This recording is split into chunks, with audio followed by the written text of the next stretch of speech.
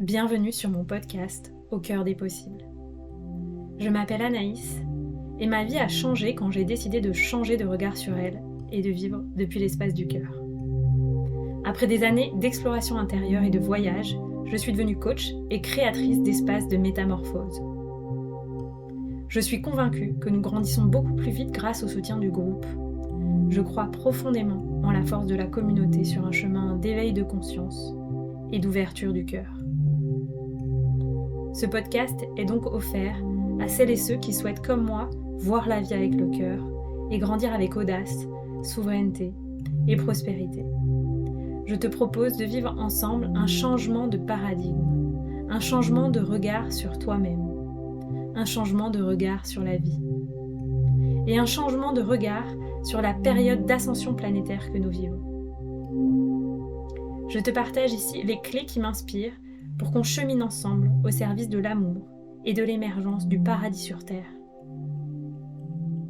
Si tu rêves toi aussi d'un monde plus beau et plus en paix, alors tu es au bon endroit, au bon moment.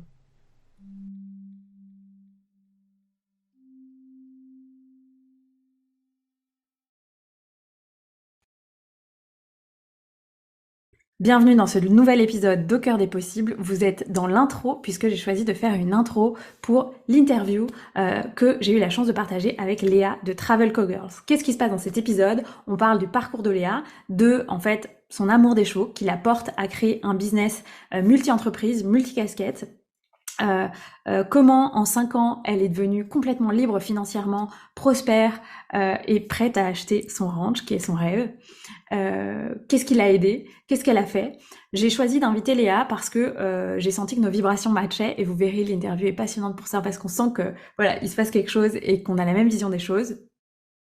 Et en fait, ce que j'aime dans l'énergie de Léa, c'est qu'elle nous montre que tout est possible. Et je crois que vous avez tous besoin de recevoir ce message, c'est que tout est possible et que ça peut aller vite si on s'en donne les moyens. Léa, elle s'est engagée à se former énormément pendant une période assez intense. Elle s'est mise dans l'entrepreneuriat en mode bootcamp. Et c'est souvent ce que je vous dis, parce que pour donner des fondations durables à une entreprise, il y a un moment besoin d'y aller à fond et de construire sa maison. Et ça prend au moins quelques mois pour ensuite pouvoir recevoir les fruits de votre business. Donc j'espère que cette interview vous plaira. On a parlé de son human design, on a parlé de sa relation à l'argent, on a parlé de sa relation au temps et à l'organisation, on a parlé de comment elle fait pour gérer ses business multicasquettes, et puis on a beaucoup parlé de son parcours, qu'est-ce qui l'avait amené à devenir kiné, comment elle est passée de kiné à serial entrepreneuse, qu'est-ce qui la porte aujourd'hui et qu'est-ce qu'elle voit dans le futur pour le monde de l'accompagnement. Donc c'est un épisode passionnant. Si vous aimez cet épisode, je vous invite à laisser une note sur le podcast. Ça me renvoie vraiment l'énergie que je vous offre en vous offrant toutes ces interviews et tous ces épisodes en solo aussi dans lesquels je vous donne des épisodes, des conseils importants pour l'entrepreneuriat.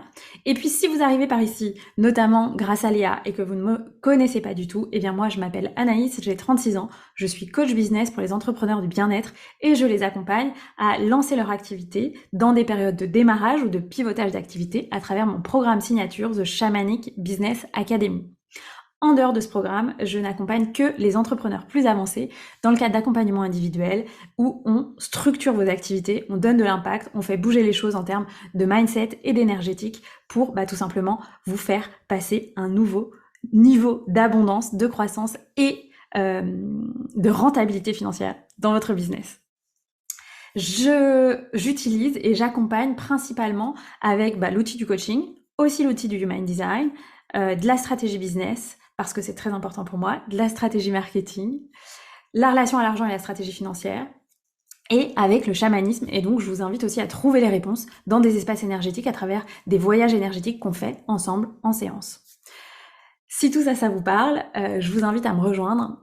J'ai aussi bien sûr une approche profondément somatique parce qu'à la base, moi je suis enseignante de Kundalini Yoga, donc j'intègre aussi le corps dans mes accompagnements, la dimension de libération des traumatismes et de régulation du système nerveux, parce que je crois qu'avec l'intensité de ce qu'on vit aujourd'hui, quand on choisit de se lancer en tant qu'entrepreneur en 2023, on a besoin d'avoir un corps qui est à notre service, un système nerveux qui est le plus régulé possible pour pouvoir traverser les périodes intenses de stress, de lancement, de développement d'activité. Voilà, donc si ça vous parle, bah, vous pouvez me contacter en MP sur mes réseaux sociaux, notamment Instagram. Vous pouvez aussi rejoindre la liste d'attente pour The Shamanic Business Academy. Vous aurez plus d'infos sur ce document, sur le programme. La prochaine cohorte démarrera en février 2024. Et puis, je vous souhaite une très belle écoute de cet épisode. Pensez à mettre une note pour le podcast pour me renvoyer l'énergie que je vous offre à travers ces interviews et ces épisodes en solo. Je vous dis à très bientôt pour un nouvel épisode et je vous souhaite de kiffer cette interview. Bye. Let's go. C'est bon. Donc bonjour à toutes et à tous, bienvenue dans le nouvel épisode d'Au cœur des possibles. Et aujourd'hui j'ai la joie d'accueillir Léa de Travel Co Girl. Léa a un parcours super inspirant. Elle a créé un business multi-activité ces dernières années pour pouvoir donner vie à son rêve, sa grande vision qui est d'acheter un ranch avec plein de chevaux et pour pouvoir accueillir aussi plein de personnes dans ce ranch. Et je trouve que c'est incroyable, on sent quand on te suit toute l'énergie que tu as et la puissance du rêve que tu as à l'intérieur de toi et dans ton cœur. Et puis tu partages aussi avec vulnérabilité ce qui t'a amené à ça, ton ancienne activité de kiné, et puis aussi un accident, etc. Donc j'avais l'élan de t'interviewer pour montrer aux gens comment en fait on a le droit de créer ce qu'on veut, parce que c'est vraiment ton message, avec aussi de la structure et de l'organisation, parce que tu as aussi créé des outils que tu partages, etc. et t'accompagnes les gens à ça. Comment avec de la structure et de l'organisation, en fait, on peut donner vie à ses rêves, parce que c'est beau d'avoir un rêve, mais après, c'est important de passer à l'action pour le matérialiser. Et je trouve que tu incarnes complètement ça. Donc, je suis trop contente de pouvoir partager ton parcours et peut-être des clés qui pourront inspirer les gens sur leur chemin par rapport à ton parcours. Mais je te laisse quand même te présenter si tu veux. Ok, ok. Ah bah là, déjà, tu m'as dépeint un super tableau, là, donc donc c'est top. Merci beaucoup, Anaïs, de m'interviewer là sur ton podcast. C'est trop cool. Alors, moi, je m'appelle Léa, pour la petite présentation. J'habite pas très loin de Montpellier, mais maintenant, je suis sur le Larzac. J'habite au milieu de nulle part, en fait, clairement. Loin de toute activité humaine. J'ai que mes animaux. Et du coup, en fait, qu'est-ce que je fais? Je fais beaucoup de choses. En fait, j'ai une quinzaine de sources de revenus aujourd'hui, donc c'est beaucoup. Donc, je vais pas vous faire peur, je vais essayer de vous dire juste les grandes parties. La première, c'est une académie dans laquelle je coach en fait et j'accompagne mes élèves à se développer personnellement, à prendre confiance vraiment en eux. Excusez-moi du terme, je vais dire beaucoup de gros mots, mais à se sortir les doigts du cul et ensuite à trouver leur idée de business et simplement à la créer en fait pour créer la vie de leur rêve et vivre libre selon ma définition de la liberté qui est de faire ce que je veux quand je veux où je veux et avec qui je veux. Voilà, donc j'apprends pas à mes élèves à devenir multimilliardaires ou je sais pas quoi là, c'est pas trop ce qu'on fait, même si c'est complètement ok et qu'il y en a qui sont déjà en route vers leurs millions et tout ça, c'est ok, mais c'est vraiment plutôt des business qui sont alignés et qui te rendent libre, c'est-à-dire de kiffer surtout. Après, je fais aussi des immersions, donc en présentiel, donc un peu sur les mêmes thèmes. Je fais aussi un autre type d'immersion qui n'a rien à voir, mais avec des chevaux. Parce que je monte à cheval tout simplement, que j'adore monter à cheval et du coup on fait de l'introspection et on va trier du bétail à cheval. C'est pas du tout de l'équithérapie ou ce genre de choses, c'est pas du tout. C'est vraiment voilà, on fait les cow-boys, les cow-girls pour le coup. J'ai également plusieurs boutiques e-commerce. J'ai créé des agendas de productivité. Je sais pas si vous verrez la vidéo si vous écoutez un podcast, il y en a un juste à côté de moi, c'est le mien, que j'ai créé à la base pour moi pour être hyper productive. J'ai créé des budgets planeurs. Enfin voilà, j'ai plein de petites choses comme ça. J'ai beaucoup investi dans l'immobilier, donc j'ai des immeubles et tout ça. J'ai un restaurant aussi depuis l'année dernière, plein de trucs à droite à gauche et en fait effectivement je vais acheter mon ranch l'année prochaine qui est la raison pour laquelle j'ai fait tous ces business. Bon, la première c'était d'être libre parce que je voulais plus bosser comme kiné, mais la deuxième c'était d'acheter mon ranch pour être chez moi avec mes chevaux, etc., quoi. Voilà. Génial, merci beaucoup Léa. Et est-ce que tu peux partager, tu me l'as dit en off, mais ton âge peut-être pour que les gens se rendent compte, et puis ton human design si tu connais au moins juste le truc principal, là, manifestor, manifesting generator. Ok. Alors j'ai 19 ans. Non, je déconne. Pas du tout. Ça marcherait en plus, on pourrait Ouais, c'est clair. Mais genre, en plus, j'ai l'air trop jeune, donc tant mieux quand j'en aurai 80. Écoute, hein, tant mieux. Non, j'ai 32 ans. J'ai 32 ans et ça fait pas si longtemps que ça que je suis entrepreneur puisque voilà, j'ai pété un plomb et je suis partie aux US à cette époque. Bon, je vous raconterai après quand j'avais 25 ans, mais ça fait 5 ans en fait que je suis entrepreneur, on va le dire comme ça. Et après mon human design, alors de mémoire, parce que je l'ai fait il y a 2 ans, je crois que je suis MG. si je dis pas de Ouais. bêtises, Ouais. Manifesting Generator ou Manifestor, un des deux. Mais je crois que c'est Manifesting Generator. Je crois que c'est celui-là. Toi, tu t'y connais sûrement mieux que moi là-dedans. C'est juste une de mes élèves qui m'avait fait mon Human Design. C'était super intéressant. Et c'est marrant que ça revienne parce que tu vois, j'y ai repensé il y a pas longtemps. Je me suis dit, tiens, faudrait que je re-regarde à nouveau parce qu'à l'époque, j'avais pas tout compris. J'avais pas compris toutes les clés, etc. Puisque bah, j'avais pas les mêmes challenges que j'ai aujourd'hui et tout ça. Donc, ce serait sympa à refaire. Ouais. Ouais, bah pour les gens qui connaissent pas du tout l'outil du Human Design, en gros, il y a quatre profils, enfin quatre types d'aura, on va dire, mais cinq profils. Donc, les réflecteurs qui sont moins d'1% de la population, les projecteurs qui représentent 22%, les manifesteurs 8%, et puis tout le reste, c'est une même énergie, générateur ou manifesting générateur. Mais quand on est manifesting générateur, on est vraiment quelqu'un qui a besoin d'être multicasquette, d'avoir au moins trois, quatre chantiers qui avancent en même temps dans sa vie. Donc, on peut être salarié, mais avoir un projet associatif, puis un projet IMO, et tu vois. Et je trouve que tu incarnes vraiment ça. Donc, c'est chouette aussi de se rendre compte que, bah voilà, enfin, tu vois, tu corresponds à ton énergie, t'es pas à côté de la plaque, a priori, mais ça permettra aussi aux gens de, bah voilà, de peut-être pas se comparer s'ils sont pas MG et tout ça, quoi. Mhm. Ouais, c'est clair. Ça, je le dis souvent à mes élèves parce que tu vois, il y a plein de tests qu'on peut faire. Le Human Design en fait partie. Il y a plein de façons de faire et c'est génial parce que ça t'apprend à te connaître, mais surtout, tu commences à te comparer. Et ça, c'est là où ça devient un peu malsain, où il faut faire attention parce que tu as plein de types de Human Design qui font plein de choses complètement différentes et c'est complètement OK, quoi. C'est pas parce que t'es pas MG que tu ne réussiras pas dans la vie, d'accord? Ça ne veut rien dire. Voilà, c'est Exactement. très Et important. que tu ne peux pas être multicasquette. Parce que moi, par exemple, je me sens un peu multicasquette. Je sens juste que j'ai moins de capacité dans le multicasquette, je pense, que toi, par exemple. Mais j'en ai quand même besoin. Et Mm, d'autres gens pourraient me dire l'inverse d'après mon design, tu vois. Donc, c'est mm. aussi juste écouter et puis comprendre la subtilité des choses qui nous font du bien au-delà de ce qu'est un ordinateur ou un C'est test peut clair. dire, tu vois. Toi, t'es quel truc? Je sais pas comment on dit, quel Moi, je suis profil? manifestor, donc j'ai Manifestant. pas l'énergie. Le générateur, c'est quelqu'un qui a une énergie super stable. En human design, on dit c'est un peu des bâtisseurs d'empire, parce que t'as vraiment ce truc, genre tu peux te lever le matin et construire une pyramide tous les matins, tu vois. Si tu aimes ce que tu C'est fais, c'est la c'est seule l'histoire façon. de ma vie, ça. Ouais, non, c'est Voilà. très bien. C'est exactement moi, pour le coup, tu vois. Et Mais- moi, tu vois, ben j'ai l'idée de la pyramide, mais après 2, 3 heures de travail, il faut que je me repose. Ou plutôt l'inverse qu'on pourrait dire, c'est que je peux bosser 3 jours non-stop, même la nuit, mais après j'ai besoin d'autant de temps de repos. Tu vois. Je C'est un peu comprends. moins, c'est un peu moins, Mm, vas-y. Donc voilà, mm, c'est un peu différent. Mais, euh, mais voilà, comme ça les gens, ok. super. Et du coup, ce qui m'invite aussi à, bah, t'en as un peu parlé, mais donc avant, toi, tu dis que t'étais kiné. Moi, je dis, bah, enfin, j'étais avocate et je crois que t'avais fait un burn-out. En tout cas, tu t'ennuyais vraiment à un moment, t'en avais vraiment marre dans ton métier. Ce Mm. qui me vient comme question, c'est déjà, qu'est-ce qui t'a amené à kiné? Ok. Et pour le coup, c'est pas que je m'ennuyais comme kiné, hein, c'est que j'en pouvais plus. Bon, pour information, je ne m'ennuyais pas du tout, je n'avais pas le temps de m'ennuyer. Mais pour le coup, bref, on en reparlera après. Qu'est-ce qui m'a amené à kiné? Eh ben, écoute, tu vois, c'est rare qu'on me pose cette question et je suis contente que tu me la poses parce qu'elle est importante, je trouve.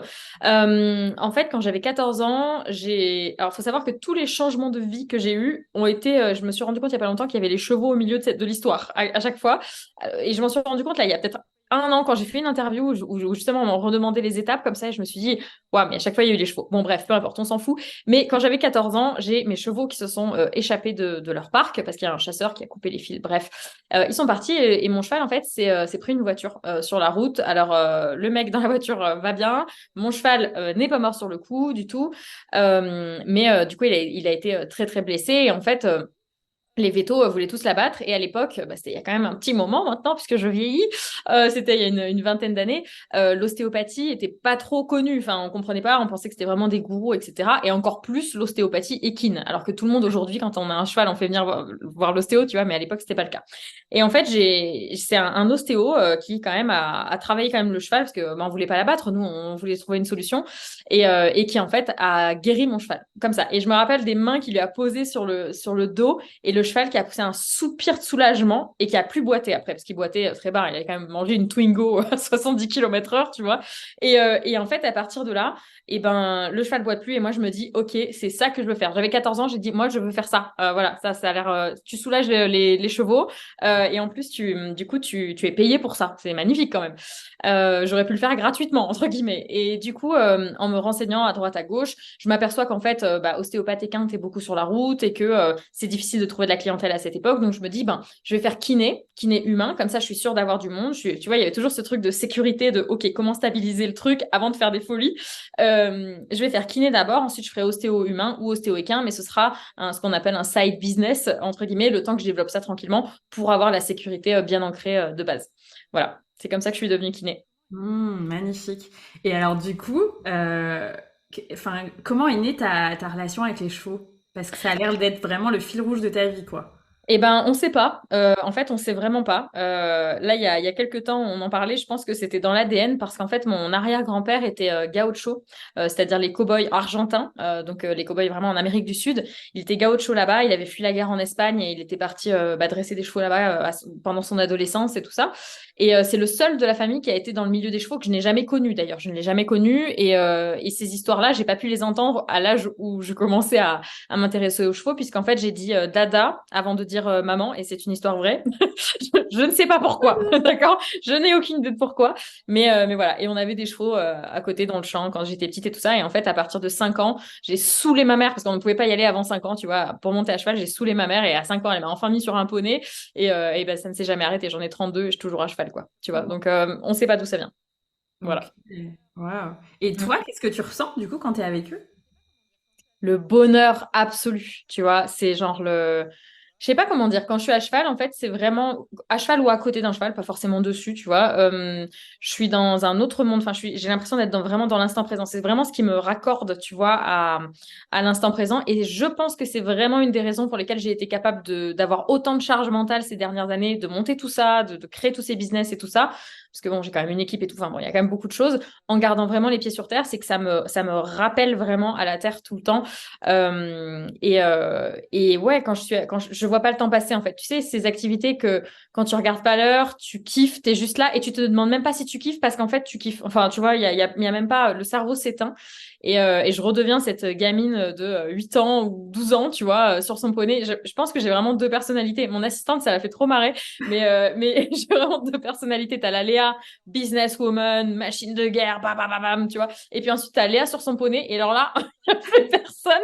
Et tu vois, je suis sur mes chevaux et je fais mes compétitions. J'ai 8 ans dans ma tête et c'est terminé, quoi. Tu vois, donc voilà. Je pense que, je sais pas si ça répond à ta question ou pas, mais je me sens vraiment libre, en fait.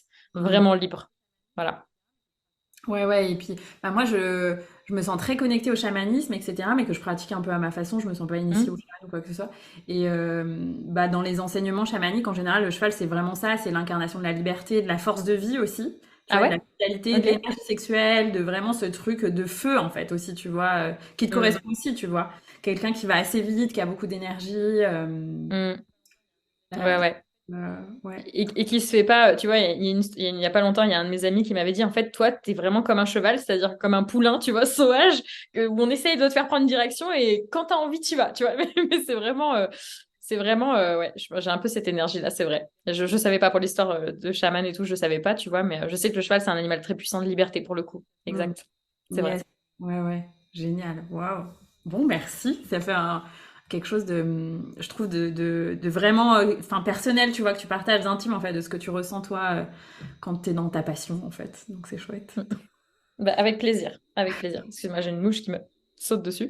Et Vas-y. du coup, toi, ensuite, bah, quand tu as fait kiné, c'est pendant tes études que tu t'es rendu compte que ça te correspondait pas trop ou comment ça Non, s'est... non, j'ai vraiment, en fait, j'ai un peu tout eu du premier coup. Alors, c'est un bon problème, hein, tu vois, c'était cool. Franchement, c'était trop bien. J'ai eu mon concours du premier. Bon, j'ai bossé comme un chien, mais j'ai eu mon concours, mon bac S. Tu vois, je me suis dit, OK, il faut que je fasse kiné, bah, un bac S, la prépa kiné, l'école de kiné. Donc, j'ai fait tous mes trucs.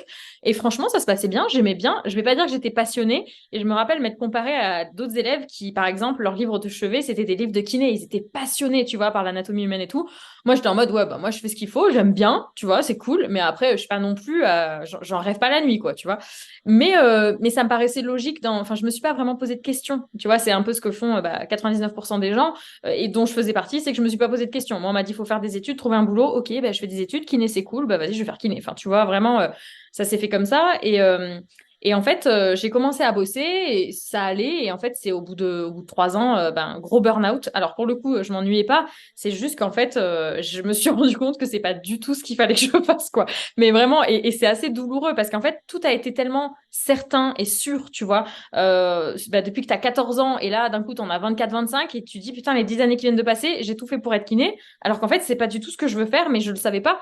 À la base, moi, j'en avais un peu parlé à ma mère qui m'avait dit, faut pas que tu travailles dans les chevaux, parce que moi, j'avais parlé des chevaux, évidemment, à la base. Elle m'a dit, faut pas que tu travailles là-dedans, parce que regarde, il y a pas d'argent, c'est pas safe. Vaut mieux que tu trouves un autre truc à côté où tu as de l'argent, c'est safe. Il y avait toujours ce rapport à l'argent assez stressant, tu vois. Et comme ça, tu feras du cheval à côté sans te mettre la pression, tu vois. Et c'est vrai que je voyais plein de poney club et tout ça qui galéraient financièrement et tout. Je me suis dit, ouais, bah, ma mère, elle a raison, je vais pas là-dedans. Et j'ai eu raison, je pense vraiment de faire ça à l'époque, parce que c'est très difficile dans le milieu du cheval, en tout cas, de gagner de l'argent. Enfin, c'est compliqué, ou alors tu peux pas voyager, ou alors tout ton argent part dans les chevaux et tout.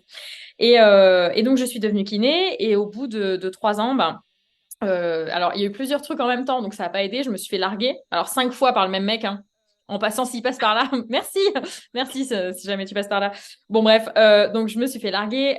J'ai eu un burn-out, j'ai vécu un burn-out où tu sais, tu te lèves le matin, tu t'assois sur ton lit et tu ne sais pas ce que tu fous là. Tu sais, je sais pas si ça t'est déjà arrivé ou pas, mais peut-être. Toi aussi, tu as eu une petite remise en question là Ouais, dans ta ouais. vie. Mais tu sais, tu t'assois sur ton lit et puis tu regardes ta penderie. Je me rappelle encore de la penderie de l'appart dans lequel j'étais. Et je me disais, mais pourquoi j'existe? Enfin, quel est le sens de ma vie? Vraiment comme ça, genre. Et je sais pas, je pleurais tout le temps. Enfin bon, bref, burn-out, quoi.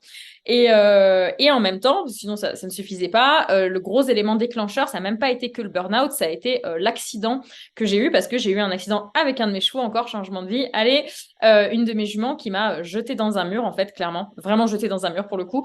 J'ai fait un trauma crânien et tout ça. Et en fait, j'ai passé 2 semaines allongée dans mon lit chez moi, déjà que je me demandais à quoi servait ma vie, à me dire, là, c'est la merde. Tu vois, genre vraiment, tu passes toute ta vie à construire quelque chose. Et là, tu te retrouves chez toi parce que ton cheval t'a foutu dans un mur, parce que t'as pas le temps de le monter, parce que tu bosses tout le temps et que t'es fracassé, t'es épuisé, parce que le métier de kiné, c'est très fatigant. Même si j'adorais ce métier, hein, franchement, je kiffais.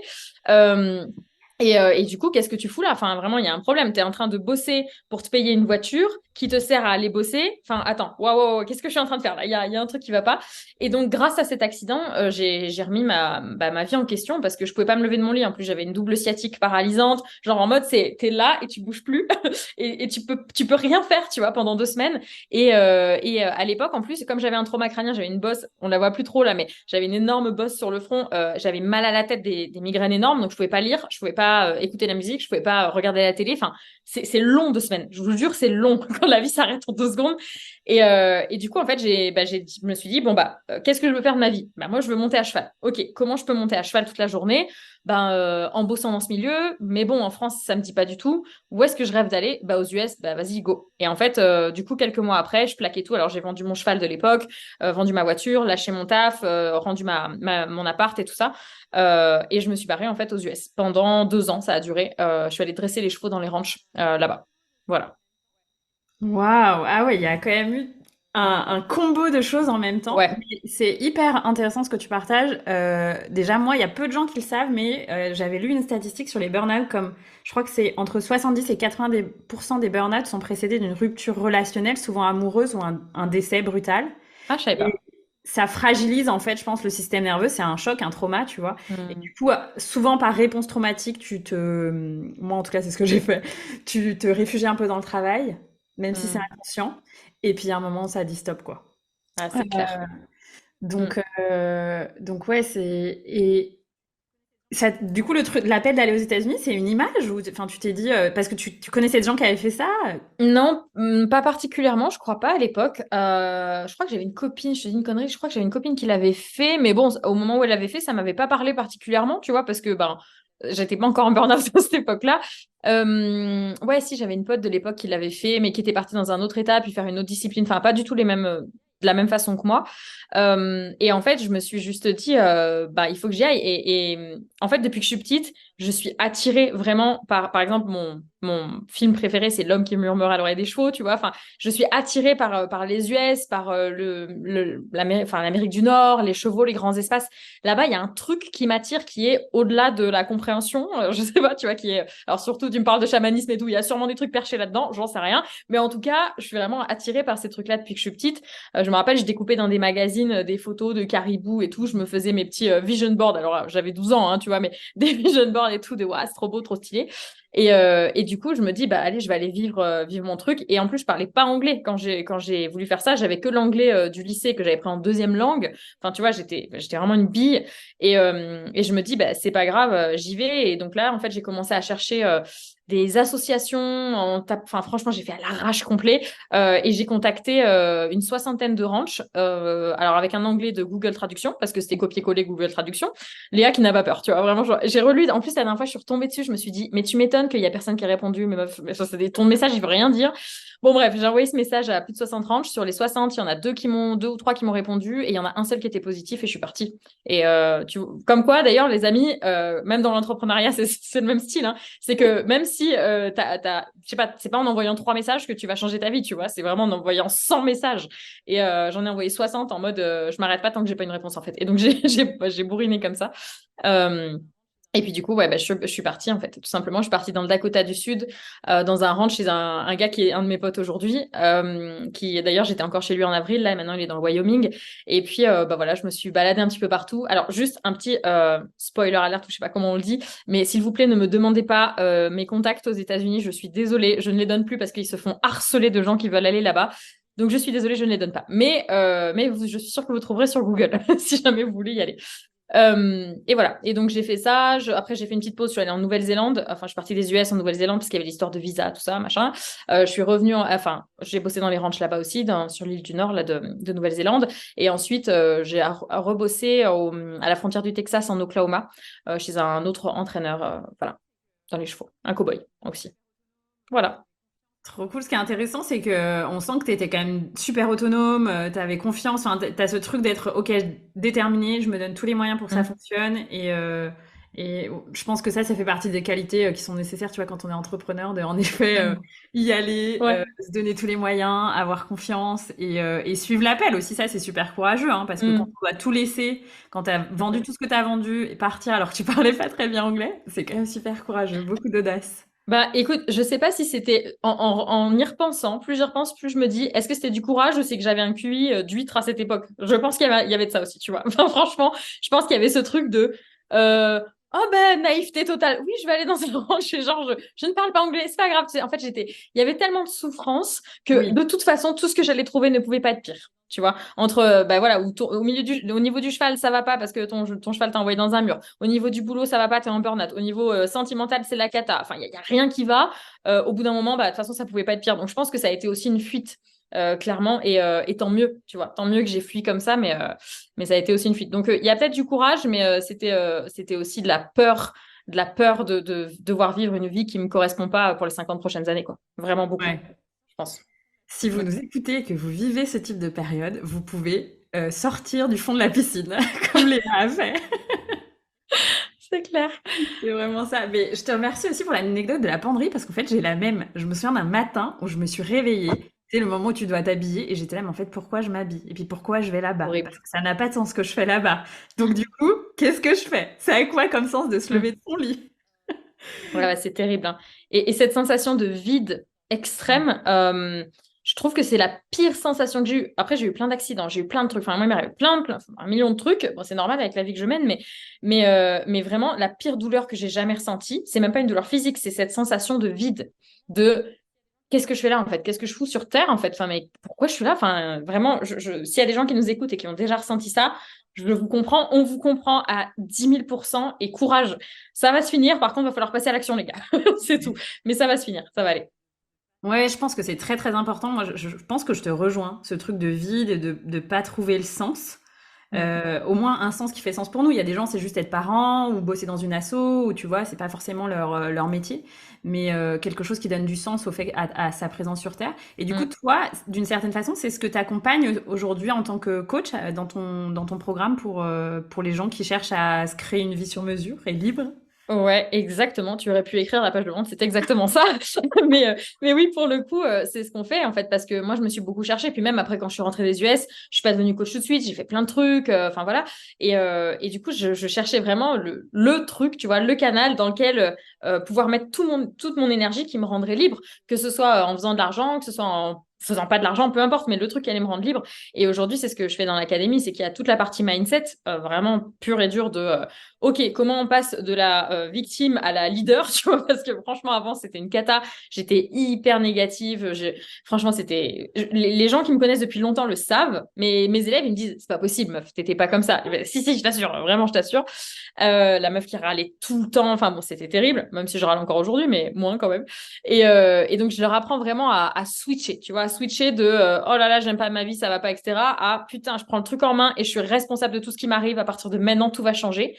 Ensuite, je les aide. Une fois qu'en fait, on a fait ce décrassage mental, là, toutes ces peurs, les machins, hop, on a tout enlevé, comme ça, il n'y a plus rien, entre guillemets, qui te sert d'excuse pour avancer. Là, on va trouver le type de business qui te correspond en fonction de ta personnalité, en fonction de tes envies, en fonction de tes ambitions. Parce qu'il y en a qui veulent gagner 1000 balles par mois, ça leur va très bien. Il y en a qui veulent le million. Chacun fait comme il veut. Enfin, y a aucun jugement là-dessus. C'est juste que, bah, voilà, c'est complètement différent et que les plans d'action vont être différents, mais c'est OK. Et ensuite, on crée le business en partant complètement de zéro avec toutes les études de marché. Enfin, bon, bref, tout ce qu'on fait pour la création d'un business, ils sont accompagnés complètement là-dedans. Il y a toute la communauté. On fait du coaching de groupe, du coaching one-one, des immersions, enfin, plein de choses, quoi. C'est génial, je trouve, ce que tu as créé parce que, et je pense que c'est assez rare sur le marché, enfin en tout cas moi bon je connais pas tout, mais Mm. c'est que les gens ils peuvent venir et c'est super ouvert. Tu vois, Mm. c'est-à-dire que tu peux les accompagner dans tellement de types de business. C'est clair. C'est C'est clair. super rare. Genre, Et tu... Bah ouais, les gens mais peuvent te dire je veux monter un resto, en fait je veux devenir loueur professionnel, en fait je Mm. veux devenir, je sais pas, maroquinier. Je pense que tout ça tu peux accompagner quoi, c'est incroyable. Bah, là, les trois que tu viens de dire, je les ai dans l'académie, par exemple, tu vois. J'ai les trois. Mais parce qu'en fait, je suis aussi passée par plein d'étapes. Je pense que la plupart des coachs qui se lancent, de mon expérience, hein, de ce que j'ai vu, sont des gens qui n'ont pas d'expérience dans quoi que ce soit. Ils se lancent comme coach et c'est OK, mais ils sont pas forcément capables de faire ce qu'on appelle aussi du mentorat. Parce que moi, je me dis être coach, mais en fait, je fais aussi du mentorat. C'est juste qu'on va pas mélanger tous les termes et tout, on s'en fout. Enfin, je m'en tape, mais je dis coach, ça va plus vite. C'est juste pour ça. Mais en fait, un coach, c'est quelqu'un qui connaît pas forcément ce que tu fais, ce que tu veux faire, mais va t'aider à trouver les réponses en te posant des bonnes questions, en ayant vraiment, en étant très objectif, etc. Alors qu'un mentor, ce que je fais beaucoup aussi, c'est qu'il va aussi t'apporter les réponses. Il va te dire, OK, là, en fait, je m'en fous de ce que tu veux faire ou pas faire, mais si tu veux y arriver, il faut que tu fasses 1, 2, 3, 4, 5, voilà, ces étapes-là. Donc, moi, c'est vrai que comme je fais plein d'autres business à côté, je peux les accompagner là-dessus. Et c'est vrai que, bah, il y a plein de coachs où c'est pas forcément le cas et c'est OK. Il faut des coachs pour tous les domaines, mais qui sont plus là dans presque de la thérapie ou de l'accompagnement, etc. C'est une autre façon de le faire. Qui n'est pas la mienne. Mais pour le coup, si j'avais pas testé autant de choses, évidemment, je pourrais pas donner autant de conseils, quoi. Ça, c'est sûr. Yes, OK. Et du coup, quand tu es rentrée des États-Unis, qu'est-ce qui a fait que tu as découvert le coaching? C'est une lecture, c'est un podcast, c'est Alors, j'ai pas découvert le coaching tout de suite. En fait, je rentre des US, je me dis, bon, en fait, finalement, bosser dans les ranchs, c'était super cool, mais avoir un patron, c'est nul. Et comme je ne peux pas acheter mon ranch pour l'instant, trouvons une autre solution pour l'instant. Donc, je rentre, je veux plus du tout bosser dans les chevaux. En plus, là-bas, je m'aperçois que bah, le cheval, c'est vraiment un outil de travail. Et c'est surtout un outil de rémunération. Et je me dis, je ne veux pas que ma façon de monter à cheval, enfin que mon argent dépende de ma façon de monter à cheval ou de la réussite du cheval, etc. Je ne veux pas. Je veux plus faire ça. J'ai vu trop de trucs. En plus, j'étais dans le haut niveau, donc c'est voilà, je ne veux pas voir ça. Je ne veux plus voir ça jamais. Donc je me dis, ok, je vais trouver un moyen, bah, du coup, d'avoir plus d'argent, parce qu'en fait, ce qui me manquait quand j'étais kiné, c'était de faire un truc qui me fait vraiment kiffer et qui me rapporte des sous. Pour le coup, c'était plus trop le cas. Donc je me dis, bah, il faut que je trouve de l'argent pour acheter mon ranch. Mais vraiment, je réfléchis comme ça. Et du coup, je tape sur YouTube, comment devenir riche. Tu vois, genre vraiment, la meuf qui n'a aucune compétence. Tu vois, genre bon, je sais pas comment on va faire. Il y a bien quelqu'un qui s'est déjà posé la question. Tu vois. Donc je vais sur YouTube et vraiment, ça a démarré comme ça. Ça a vraiment démarré ok, des vidéos YouTube au début sur l'immobilier, beaucoup sur l'immobilier, sur Christopher Van Gun, si jamais vous connaissez, qui est d'ailleurs maintenant, bah, je fais des partenariats avec lui, c'est incroyable, alors qu'à la base, c'était quelqu'un que j'admirais de ouf. Je l'admire toujours, hein, mais je veux dire, ça, voilà, ça, notre relation a changé, quoi. C'est rigolo. Et du coup, j'ai commencé à suivre un peu de l'immobilier, ensuite du e-commerce. J'ai créé une société de e-commerce. J'ai commencé à investir dans l'IMO. J'ai fait beaucoup d'affiliations. J'ai fait du blogging, enfin, plein de choses, du marketing de réseau aussi à l'époque, beaucoup. Enfin, voilà. Je teste plein de choses, plein de choses. Et c'est que 2 ans et demi après mon retour, donc c'est quand même long, tu vois, il y a tout ce process qui se met parce que moi, je découvre un nouveau monde. Et ça le fait, tu sais, quand toi, tu as dû le vivre aussi en tant qu'avocate, ou tu sais, t'es avocate dans ta petite vie comme ça, de bornée, tu sais, moi, comme quand j'étais kiné, genre, il n'y a rien d'autre. Et puis d'un coup, tu découvres le développement personnel, le business en ligne, tu fais, waouh, c'est un nouveau monde, incroyable. Et du coup, c'est vraiment ce que j'ai vécu. Je me suis dit, oh, mais YouTube, la mine d'informations, tu vois, je me dis, waouh, mais attends, mais pourquoi je savais pas tout ça? Mais pourquoi je suis pas au courant? Et je vois des livres sur l'argent, et je vois des livres sur comment tu crées un business, comment tu deviens libre, bref, mon cerveau, il vrille, et pendant 2 ans et demi, je passe mon temps à me former. Je ne bouffe que ça. C'est-à-dire que j'étais en couple, du coup, avec mon chéri actuel, qui est toujours le même, qui est pas celui qui m'avait largué pour information, d'accord? C'est un autre. Et, euh, et, du coup, euh, et du coup, je commence à apprendre tout ce que je trouve sur le sujet de la liberté. En fait, tu vois, de la liberté financière, etc. Donc, j'en mange plein de formations. Ce que je gagne, parce que je reviens en France, je reprends le métier de kiné aussi. Ça pour pareil, sécurité, et ensuite on fait des trucs foufou à côté. Tu vois, vraiment, je le fais comme ça, et ça me permet d'acheter plein de formations, de faire Tony Robbins aux États-Unis, que j'ai fait plusieurs fois. Enfin, bref, je fais tous ces trucs-là jusqu'à il y a 2 ans et demi, où, et ben, à nouveau, les chevaux, je suis à cheval sur ma jument, tout va bien, et il y a un autre cheval qui veut la taper, et en fait, qui m'explose le genou, qui explose littéralement, enfin, vraiment, du coup, pour le coup. Et là, je me rappelle, c'est la veille d'un de mes départs au Cameroun, parce que mon mec gère une ONG au Cameroun, donc 6 mois de l'année, il est là-bas, et du coup, voilà, on est souvent là-bas. Et je me rappelle, les 24 premières heures, je suis au bout de ma vie. J'ai mon genou explosé, complètement fracturé. Les 24 premières heures, je suis comme ça. Et ensuite, je me dis, OK, au bout de 24 heures, OK, en fait, là, je sais qu'il va falloir que je passe minimum 3 mois allongé, parce que c'est ce que le chirurgien vient de me dire. Il va m'opérer cette nuit, voilà. Je vais en profiter pour monter un business. Et je sais pas quoi, je sais pas comment, mais la vie vient de me donner une chance incroyable de passer 3 mois allongé, sans rien faire d'autre que juste me concentrer sur moi. C'est la deuxième fois que ça m'arrive. Il faut pas que je le laisse passer en me disant je vais être sur Netflix et passer mon temps à me plaindre. C'est mort. Et donc, en fait, à peine quelques jours après l'opération, je suis déjà en train de bosser et tout. Et en fait, il y a un truc sur lequel je retombais souvent quand je faisais des tests, tu sais, de personnalité et tout ça, c'était le coaching, justement. Et moi, je me disais, mais je voyais pas ça. Je voyais pas que j'avais ça en moi. Et puis, en plus, j'avais une très mauvaise image des coachs de vie, dont j'ai d'ailleurs un peu parlé tout à l'heure, qui sont souvent des gens qui n'ont jamais rien fait de leur vie, ou qui sont en dépression, qui se font une formation de coach de vie, qui disent, ça y est, je suis coach de vie. Et moi, je me dis, mais jamais je veux tomber là-dedans. Je veux pas avoir cette image-là. Je refuse et tout. Et en fait, je me dis, bah tiens, je vais être coach dans le business, en fait. Enfin, vraiment, parce que finalement, j'ai monté mes boutiques de e-commerce. Ça tourne, mais ça tourne pas assez pour me plaire assez et pour me faire arrêter la kiné. J'investis dans mes premiers immeubles. Bah là, d'ailleurs, le premier immeuble que j'ai acheté, j'étais en béquille, et je suis allée démarcher la banque en béquille parce que j'avais encore mon genou fracturé. Enfin, j'y vais comme ça et tout ça. Et donc, je me lance dans le coaching one-one. Et en fait, le premier mois, je fais 10 000 euros. Et là, je me dis, que s'est-il passé? Genre vraiment, que s'est-il passé? Il y a eu un espace-temps, là, je sais pas ce qui s'est passé. Et là, je me dis, ok, bah ça y est, bah, allons-y, quoi, go. Je fonce. Et donc là, en fait, ça a été crescendo. J'ai commencé à avoir de plus en plus de monde. Alors, je suis sur Instagram depuis longtemps parce que je partageais mes voyages et tout ça. Donc, j'avais une petite communauté. J'avais peut-être 2 000 personnes sur Instagram, ce qui est déjà beaucoup. Mais voilà, je commence vraiment tranquillement. Et en fait, je continue à partager ce que j'ai toujours partagé. Et en fait, donc ça, c'était en février. Et au mois d'octobre-novembre, je me dis, je peux plus continuer. Le coaching. Alors, j'arrête la kiné pour le coup. J'arrête en septembre. J'étais passée à mi-temps, puis à quart-temps comme kiné. Enfin, j'avais vraiment élagué au fur et à mesure.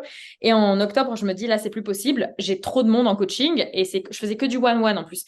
Donc, je prenais les gens sur 5-6 séances et tout. Je suis débordée. C'est pas possible. Il y a des trucs que je répète à chaque fois. Autant les mettre sous forme de vidéo et puis pouvoir aller plus loin avec eux, etc. Et c'est comme ça, en fait, que j'ai créé l'académie.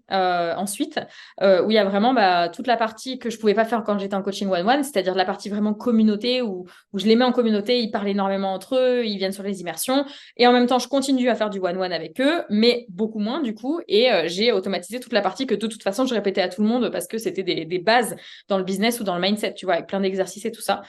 Voilà, donc l'académie, elle va avoir 2 ans là. Trop bien, génial, Mm. j'adore. Et donc dans l'académie, il y a aussi du coup des immersions. Ouais. Moi, je donne aussi beaucoup d'immersion. Qu'est-ce qui, toi, te plaît dans... Je sais qu'il y a des gens qui bénissent le 100% en ligne, tu vois, parce que ça leur Mm. donne une certaine liberté et tout ça. Moi, j'aime l'équilibre des deux, tu vois, en ligne et présentiel. Pareil. Pourquoi toi, tu fais les présentiels? Est-ce que c'est... Enfin, j'imagine que c'est pour toi, pour tes clients, etc. Mais qu'est-ce que ça t'apporte, toi, et qu'est-ce que ça apporte à tes clients? Alors, il y a deux choses, c'est que les immersions en présentiel, en fait, j'avais envie de les faire parce que c'est important pour moi. C'est purement égoïste à la base. Tu vois, c'est que, en fait, quand tu fais une activité qui est 100% en ligne, c'est trop cool, c'est génial. Par contre, ça te déconnecte un petit peu de l'humain. Et en fait, je sais que si je passe ma vie à faire du présentiel, je suis drainée de toute mon énergie, je suis épuisée. Après, c'est juste pas possible. C'est d'ailleurs pour ça que je vais au milieu du Larzac où il y a personne. Voilà, je sais que, bah voilà, je pensais être quelqu'un d'extraverti, alors qu'en fait, pas du tout. Je suis vraiment introvertie dans le sens où je me recharge quand je suis seule ou quand je suis avec très peu de monde, genre juste mon mec, etc. C'est là que je recharge toute mon énergie. Alors que quand je suis au milieu de personnes, de plusieurs personnes, ça va. Sur le moment, je vais être au taquet, mais après, je vais mettre vraiment quelques jours à m'en remettre. Donc, je me suis dit, bon, je peux pas faire que du présentiel. Après, il y a des gens qui réclamaient aussi du présentiel. Moi, je refusais parce que je m'apercevais que en passant, je sais pas moi, une journée avec une personne, et ben, c'était du temps que je pouvais pas passer avec d'autres, en fait. Je me suis dit, mais c'est trop con. Enfin, je peux pas aider assez de monde en même temps. Et donc, je me suis dit, bah, je vais créer les immersions. Au début, j'en faisais une par an. Maintenant, j'en fais deux par an dans l'académie. Mais je veux quand même que ce soit des gens qui aient déjà avancé pour qu'on puisse vraiment aller chercher des trucs plus loin. Tu vois, que ce soit pas juste des débutants où vraiment je leur apprends les bases et c'est trop con, quoi. Enfin, tu vois, ça ils peuvent l'apprendre facilement, entre guillemets, avec les coachings déjà qu'on fait ou les vidéos. Donc, je me suis dit, je vais choisir dans mes immersions de prendre que des gens qui sont déjà dans l'académie, qui ont déjà montré à quel point ils étaient motivés, bienveillants aussi, parce que c'est les critères d'entrée, mais aussi qui ont déjà avancé, tu vois, sur leur chemin personnel ou business, pour qu'en fait, dans les immersions, on puisse aller vraiment décrocher les trucs qui vont plus loin. Donc, après, moi, c'est vraiment un truc que j'adore. Je trouve que deux fois par an, c'est parfait. Tu vois, c'est le moment parfait pour moi. J'en fais aussi avec les chevaux, mais c'est différent parce qu'on n'est pas du tout dans les mêmes ambiances, etc. Mais celle que je fais pour l'académie, ça me permet aussi de me connecter à mes élèves. Je fais venir mon équipe aussi, il y a toute l'équipe qui vient et tout.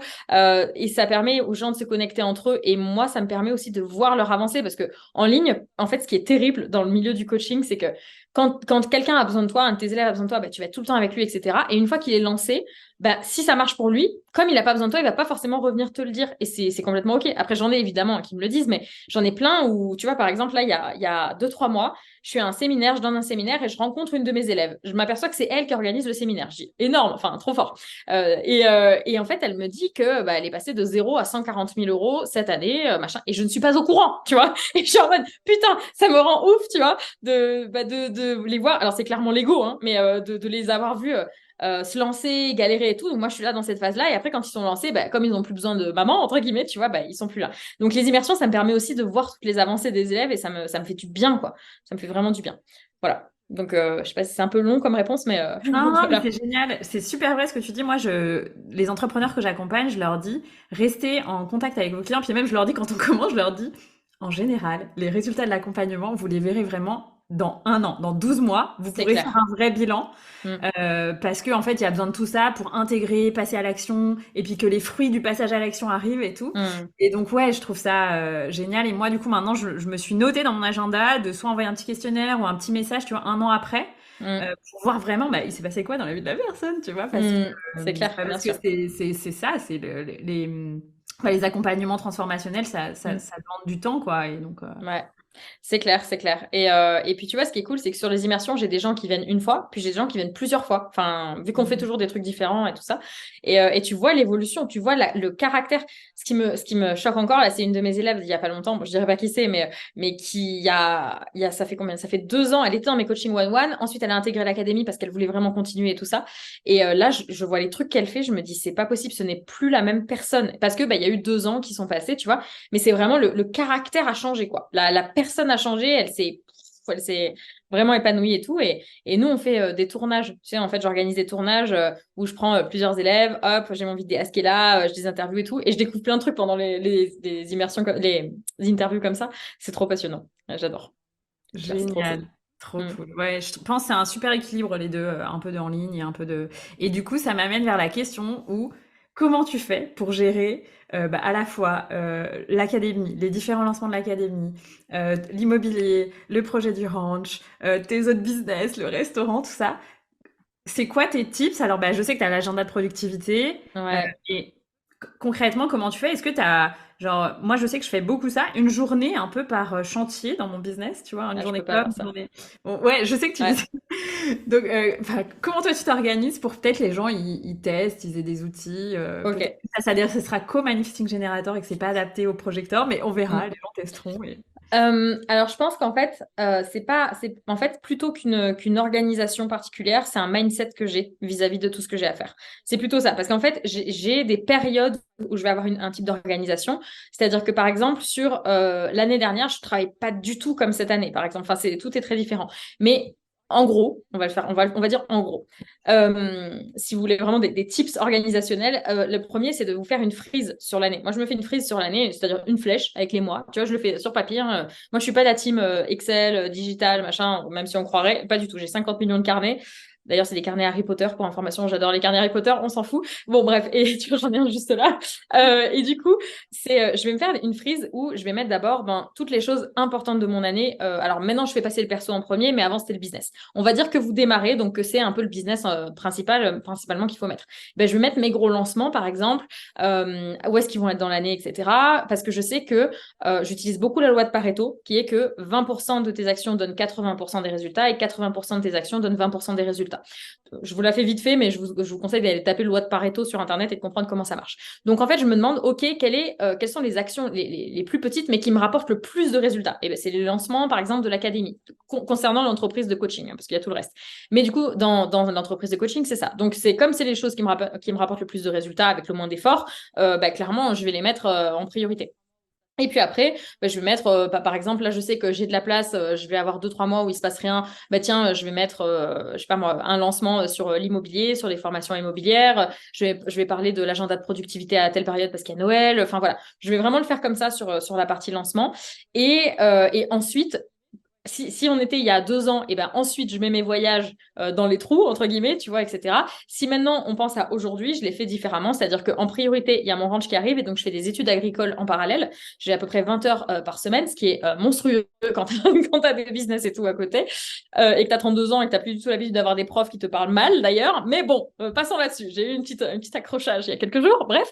Et du coup, en priorité, j'ai mis mes études agricoles avec mes deadlines, etc. Puisque je sais que mon ranch arrive l'année prochaine et que c'est ça le plus important. Même avant mes lancements, même avant le business, même avant l'immobilier, c'est ça le plus important. Donc j'ai mis ça. Ensuite, j'ai mis mes voyages, tous les voyages que j'ai l'intention de faire. Voilà, j'ai plein de trucs, bref, que j'ai eu cette année, que j'ai fait cette année. Je voulais partir par exemple un mois aux US travailler des chevaux. Bah, tu vois, je suis partie faire ça. Bon, donc je vais mettre mes voyages. Il faut savoir que je suis digital nomade, donc je voyage beaucoup. Enfin voilà, c'est le principe. C'est en train de changer parce que je vais acheter mon ranch, mais je voyage à la base 1 à 2 pays par mois. Enfin, je fais vraiment beaucoup de voyages. Et ensuite, bah, du coup, dans tous les trous qu'il y a, ok, bah là, je sais que, je sais pas moi, faire un lancement de tel truc, ça va me prendre tant de temps, bon, ou tant de temps de préparation, tant de temps de passage à l'action. Enfin voilà, il y a toutes ces choses-là. Mais ce qui est très très important, ce qui est sûr, c'est que je planifie toujours. C'est-à-dire que par exemple, en fin d'année, là, je vais le faire. Je pars une semaine dans les Alpes avec des potes. On va faire, où on se fait ça. Des potes qui sont entrepreneurs comme moi, qui ont aussi, voilà, qui gagnent énormément d'argent, tout ça. En fait, on a tout le temps la même technique, c'est que en début d'année ou en fin d'année, en tout cas 2023, par exemple, on va préparer 2024 en faisant cette frise-là, simplement cette flèche avec où est-ce que je fais quoi, etc. C'est un peu un rétro-planning, mais je trouve que le mot rétro-planning est très moche, donc du coup, j'appelle ça une frise. Donc du coup, donc on fait un rétro-planning. Sur ce rétro-planning, on met des choses importantes. Ensuite, on va se dire, ok, bah voilà à peu près ce que je dois faire sur un an, mais il faut que ça matche évidemment avec mes objectifs de long terme. Bah, moi, pour le coup, ça peut être le ranch, ça peut être une maison que vous voulez acheter, ça peut être, voilà. Faut que tout ce que vous mettiez en place matche avec ces grands objectifs, sinon ça ne sert à rien de les faire. Donc, une fois que j'ai validé ça, parce que je me demande toujours pour tout ce que je fais, est-ce que ça me rapproche ou est-ce que ça m'éloigne de mon objectif final? Et ensuite, du coup, là, je vais prévoir sur les 3 mois. Ok, les 3 mois qui arrivent une fois par trimestre, là, tu vois, je les refais début octobre. Une fois par trimestre, je me fais ça, je me prends 2 heures où je me pose sur mes objectifs de l'année. Je me dis, ok, j'en suis où? Est-ce que je suis en avance? Est-ce que je suis en retard? Il y en a où je suis beaucoup trop en avance, d'autres où je suis en retard, d'autres où je me dis, en fait, finalement, je le fais plus, j'ai plus envie de le faire. Et c'est ok, en fait, on s'en fout. Bon, bref, je refais mes objectifs sur 3 mois. Et ensuite, moi, je fais ça tous les mois. En début de mois, je reprends rapidement tout ça. Je passe pas 2 heures par contre en début de mois, je passe vraiment 10 minutes. Je reprends mes objectifs, je me dis ok, je veux avoir achieve. Attends, comment dire en français? Achieve. Putain, je suis Accompli. devenue tellement bilingue aux US. Attends, Accompli. Tu vas avoir accompli. Voilà, je veux avoir accompli telle chose et telle chose et telle chose et telle chose et telle chose et telle chose parce qu'il y en a quand même beaucoup. Mais à la fin du mois, bah voilà, comment est-ce que je dois organiser mon mois, mais qui en général a déjà commencé à se remplir, etc.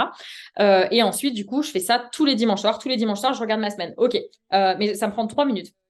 Ok, ma semaine, elle est comme ça, comme ça, comme ça. Qu'est-ce que j'annule? Qu'est-ce que je change? Qu'est-ce que je remplis, etc. Et là, je le fais avec mon agenda de productivité que j'ai créé pour ça. Parce qu'au bout d'un moment, quand tu as beaucoup d'ambition dans plein de trucs, l'ambition, ça veut pas dire argent, hein. Ambition, ça veut dire projet. Beaucoup de projets, beaucoup d'impact et tout. Et bah, du coup, au bout d'un moment, faut que ce soit organisé, quoi.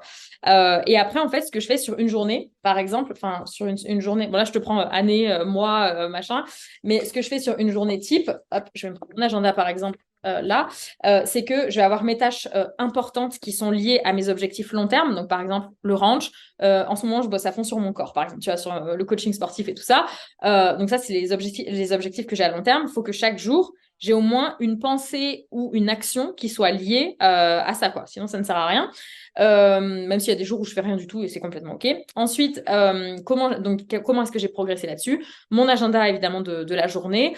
Qu'est-ce que j'ai fait en termes de sport ou de bien-être? Donc, est-ce que je me suis fait masser? Est-ce que j'ai fait de la cohérence cardiaque? Est-ce que, je sais pas, j'ai fait de la méditation, tout ça? Et ensuite, sur mes réseaux sociaux, qu'est-ce que j'ai fait? Moi, j'ai tout sur la même page, en fait, sur l'agenda de productivité. Comme ça, j'ai vraiment tout. Parce qu'il y a aussi toutes les stratégies de contenu. Alors, j'ai déjà essayé de, comment dire, me mettre un agenda que je dois tenir avec un jour je fais l'immobilier, un jour je fais l'académie, un jour je fais machin. Ça ne marche pas. Ça ne marche pas. Pourquoi? Parce que, bah, par exemple, tu vois, cette semaine là où on est, là au moment où je suis en train de te parler, bah, j'ai 2 jours où je travaille. Ensuite, je pars 2 jours en stage pour mes études agricoles. Ensuite, je suis 3 jours en immersion, justement avec l'académie. Et la semaine dernière, j'avais 2 jours où j'étais à cheval sur un autre, bref, sur un autre truc. Et 2 jours ou 3 jours, j'étais en mastermind à Arcachon. Enfin, je peux pas organiser en fait une semaine type parce que je n'ai pas de semaine type en fait. Ça n'existe pas. Et j'ai des périodes où je bouge énormément, comme c'était là le cas au mois d'octobre. Et au mois de novembre, tu vois, je vais rester chez moi vraiment. Voilà, je crée d'autres petits programmes, des petites choses et tout ça, mais où je bouge pas. Donc en termes d'organisation, en fait, je me juge aussi beaucoup sur l'énergie. C'est-à-dire que quand on commence à devenir entrepreneur, au début, on ne sait pas trop. Donc, soit on fonce dans le mur, soit on fout rien, mais on a du mal à régler le timer, pardon, pas le timer, le thermomètre, enfin le thermostat, tu vois, sur ces trucs-là. Donc, en fait, moi, je me dis toujours, enfin, je le sens maintenant, je le sens vraiment dans mon corps. Toi qui es dans le bien-être, en plus, je pense que tu es très connecté à ces trucs-là aussi, où en fait, mon corps, des fois, il me dit non. Et en fait, avant, je ne l'écoutais pas. Et je fonçais, je fonçais, je fonçais. Donc après, je passais une semaine en PLS parce que j'étais KO. Maintenant, en fait, dès que je sens que ça va, que ça commence à friter un peu là, où tu vois, j'ai un peu trop abusé et je me connais parce que je fais ça tout le temps, et ben là, j'ai 2 choix. Je me dis, OK, soit je force un peu encore aujourd'hui, mais du coup, demain, je fais rien. Soit j'arrête tout de suite et puis comme ça, je reprends demain. Enfin, je le fais vraiment. Je suis consciente en fait de l'impact que ça va avoir sur moi de bosser beaucoup ou pas et je m'écoute énormément. Il faut savoir que là, je peux me le permettre parce que je gagne super bien ma vie, que je n'ai plus de deadline nulle part, que tout va bien. Mais si j'étais, comme la plupart des gens qui nous écoutent, je pense, en train de démarrer une activité, personnellement, je ne me suis pas écoutée. Et je ne regrette pas du tout d'avoir fait ça. Par contre, clairement, après, j'étais en PLS, certes, mais j'ai passé 2 ans de ma vie à bosser comme kiné, à me former le soir jusqu'à minuit sur l'immobilier, sur le business, à monter mes business, à me lever à 6 heures du matin pour faire le Miracle Morning, pour être en super énergie, pour pouvoir faire tous les trucs derrière, à manger le midi devant mes vidéos YouTube. Voilà, j'ai passé 2 ans de ma vie sans avoir de vie, pas de vie sociale. Il y avait juste mon mec que j'ai prévenu, à qui j'ai dit, OK, tu me laisses 1 an et demi où vraiment on va pas avoir de vie, mais une fois que j'aurai réussi à faire ça, si j'ai tout ton soutien pour ça, bah, au Cameroun, je pourrais y aller quand je veux, je pourrais faire ce que je veux, etc. Donc c'est comme ça que je me suis organisée, mais il y a ce moment de friction où tu es obligé de te sortir les doigts, quoi. Enfin, il y a un moment, tu es obligé de tout faire en même temps, tu vois, comment dire, de condenser tout ce que tu as à faire dans une journée, etc. De temps en temps, tu fais des KO, et bah tu dors, tu te soignes, et puis tu continues. Donc par exemple, pendant ces 2 ans-là, j'ai quasiment pas fait de sport. Enfin, je faisais du yoga le matin, je veux dire, mais par exemple, j'ai fait zéro sport, tu vois. Vrai sport, entre guillemets. Parce que moi, je fais pas du yoga acrobatique, hein. Moi, c'est des étirements, tu vois, donc je le considère pas comme du sport. Donc voilà, il y a un moment où il faut quand même y aller, quoi. Si tu as des ambitions, si tu as envie d'atteindre des trucs, bah, c'est pas en te disant, bah, je vais faire un petit peu tous les jours que ça va marcher. C'est en disant, OK, pendant une période limitée de temps, je me donne le max. Je donne le max de tout ce que je peux faire et on voit ce qui en ressort là dans 1 an ou dans 2 ans. Après, il faut pas que ça dure 10 ans, cette période-là, mais voilà. Et plutôt que d'être sans arrêt en train de courir dans cette petite roue de hamster et de pas avancer, quoi. Voilà. Ouais, je suis tout à fait d'accord avec ce que tu dis parce que moi, ce que je dis aussi aux gens qui me disent ah, je prendrais bien ton accompagnement, mais j'hésite peut-être plus tard et tout. Je leur dis, tu sais, il y a un moment où déjà, il faut décider d'y aller. Et puis, le Mm. temps de poser la fondation de la maison de ton business, bah, ça prend du temps. Et Mm. c'est un temps en général où, comme tu dis, on est dédié en fait. C'est-à-dire que c'est la priorité numéro un parce que ça demande cette énergie. Bah Et ouais.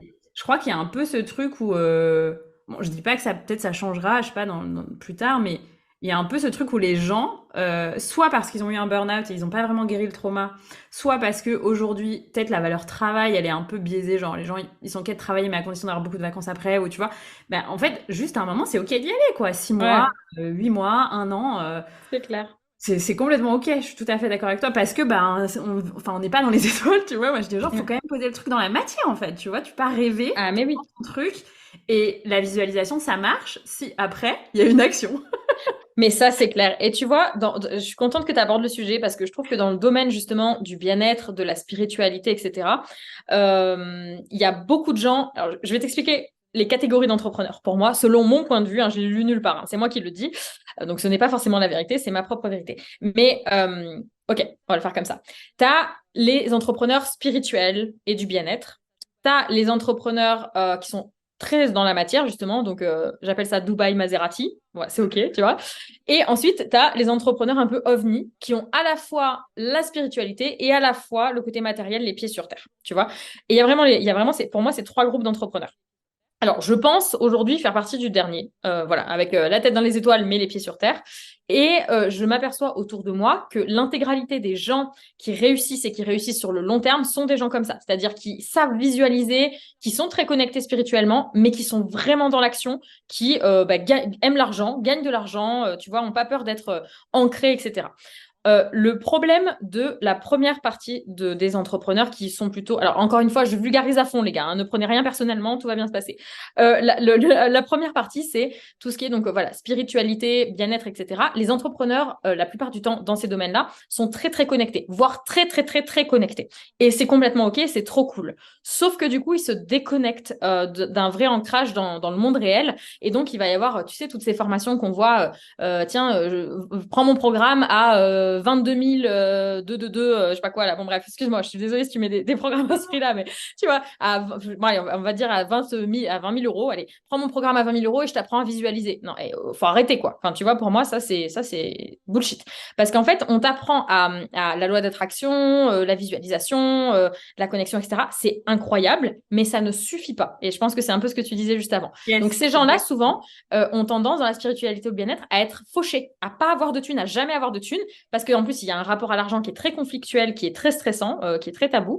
Et du coup, ils vont avoir du mal à vraiment l'ancrer dans la matière, etc. Donc, il faut vraiment revenir aussi les pieds sur terre. À côté de ça, tu as l'inverse, entre guillemets, la team Dubaï, Maserati, Rolex. Je vous aime, les gars, vous inquiétez pas. J'ai été comme ça aussi. J'adore les voitures de sport. C'est OK. Ce n'est pas un jugement, c'est juste un fait. Où, en fait, ça va être au contraire des gens qui sont déconnectés de leur âme, souvent. Dans la plupart des cas, encore une fois, je ne prends pas tout le monde, c'est juste pour vulgariser le truc. Où, en fait, il va y avoir ce truc de je pense à l'argent, je pense à la réussite, je pense à. C'est l'ego qui drive à fond, à fond, à fond, à fond. Souvent, c'est plus des hommes, alors que la première catégorie, c'est plus des femmes, souvent. Et du coup, en fait, ces gens-là vont un jour péter un câble parce qu'en fait, il n'y a pas d'alignement dans ce qu'ils font. Et donc, après, bim, du jour au lendemain, ils se mettent à parler de spiritualité, tu sais pas ce qui s'est passé. Enfin, il y a vraiment ce truc, tu vois, qui se passe. Voilà. Donc, pour moi, pour réussir en tout cas dans l'entrepreneuriat, il faut à la fois avoir vraiment cette spiritualité, cette connexion au monde, peu importe le canal que tu utilises. Enfin, voilà, peu importe comment la religion que tu as, on s'en fout, mais juste cette connexion à quelque chose de plus grand que toi et à s'écouter, etc., à son instinct, en fait. Et en même temps, les pieds sur terre de, OK, par contre, les gars, faut se sortir les doigts, quoi. Voilà. Et je suis tout à fait d'accord avec toi. Et depuis l'année dernière, je ne cesse de dire ça parce que c'est vrai que dans l'entrepreneuriat du bien-être, il y a beaucoup de gens qu'en fait, ils sont très dans l'yin. Mm. Mais quand on est entrepreneur, il y a quand même besoin de beaucoup de yang, tu vois, et c'est Mm. complètement ok. Mais les gens, je pense peut-être avec ces trucs patriarcat, blablabla, peut-être, tu vois, on a associé yang à patriarcat, alors qu'en fait, C'est c'est juste vrai. une bénédiction et rien dans la vie n'existerait sans le yang, tu vois. C'est vrai, c'est vrai, c'est vrai. Je crois que les gens, ils doivent faire la paix avec ça. En tout cas, les gens qui sont très yin, c'est hyper Mm. important. Et moi, je me suis rendu compte l'année dernière, bah, en effet, il y a plein de gens aussi qui accompagnent qu'avec du yin et Mm. qui te donnent jamais, genre, ils te donnent le ciel, mais pas la terre, ou Super. l'inverse. Et moi, Mm, j'étais là, mais en fait, les gars, on n'est pas ouais, encore des oiseaux, quoi, tu vois? ouais. Il faut nous faire redescendre, il faut nous donner l'autre partie, quoi. Mm, Et donc moi, je je suis sais que tout à fait j'accompagne d'accord. beaucoup comme ça et je l'assume, tu vois? Je dis aux gens, bah, en fait, ouais, il y aura du yin, mais il y aura aussi beaucoup de yang, de passage à Mm, l'action, de plan d'action, voilà, de choses dans la matière, en fait, parce que sinon, mm, et je pense c'est que c'est clair. ce qui nous est demandé et que peut-être 2000-2021, il y a eu beaucoup de trucs comme ça, manifestations et tout ça, dans le marché de l'accompagnement, mais que maintenant, on est amené à autre chose. Et ça me donne du coup la question que je t'avais évoquée, qui est de se dire, comment toi, tu vois l'évolution de justement du marché du bien-être, de l'accompagnement, du coaching dans les années à venir?